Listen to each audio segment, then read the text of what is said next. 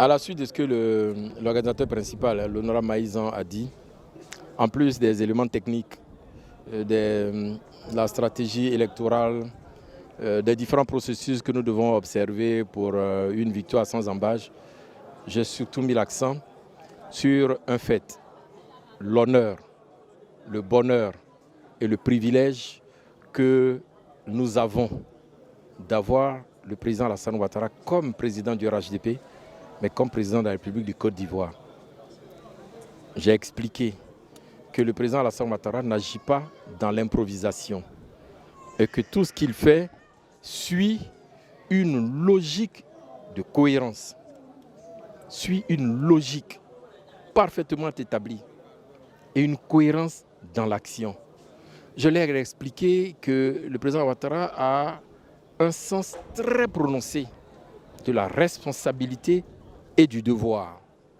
Je leur ai fait comprendre que c'est bien parce qu'il a un tableau de bord qui lui a permis d'identifier les objectifs à atteindre qu'en 13 années, la Côte d'Ivoire a réalisé ces performances prodigieuses que nous connaissons.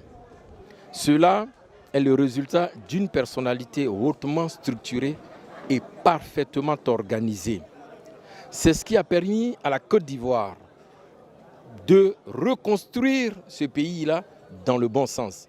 Et je leur ai fait comprendre que le président Alassane Ouattara a évité à la Côte d'Ivoire la brutalité, le mensonge et la propagande gratuite.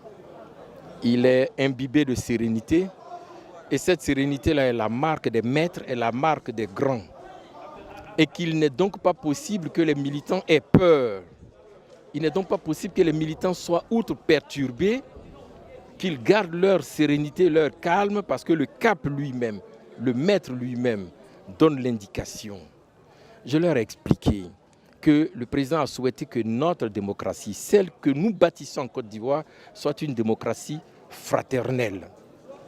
Et c'est cette méthode, c'est cette planification, c'est cette structuration-là qui font de lui un homme politique exceptionnel, doté d'un esprit supérieur.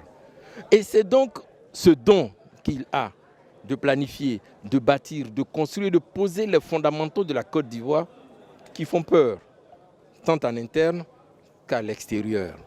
Mais il faudrait que ceux qui l'écoutent, ceux qui le voient, ceux qui l'entendent parler, comprennent qu'il est un être exceptionnel, agissant pour un pays qui sort de la modernité pour atteindre le développement. Houphouët-Boigny, le père de la Côte d'Ivoire moderne, Alassane Ouattara, le père de la Côte d'Ivoire développée. Or, le développement passe inexorablement par l'industrialisation. Et c'est tout ce que le président Alassane Ouattara est en train de faire. Une telle pépite, pour moi, est un trésor humain vivant que nous devons protéger, chanter, célébrer et permettre que Dieu lui donne la santé afin que pendant de très nombreuses années encore, non seulement qu'il gouverne ce pays, mais qu'il permette à la Côte d'Ivoire d'atteindre des dimensions inégalées. Et ça, je pense que nous pouvons le faire. Et c'est le message que j'ai passé à l'ensemble des militants. Je vous remercie.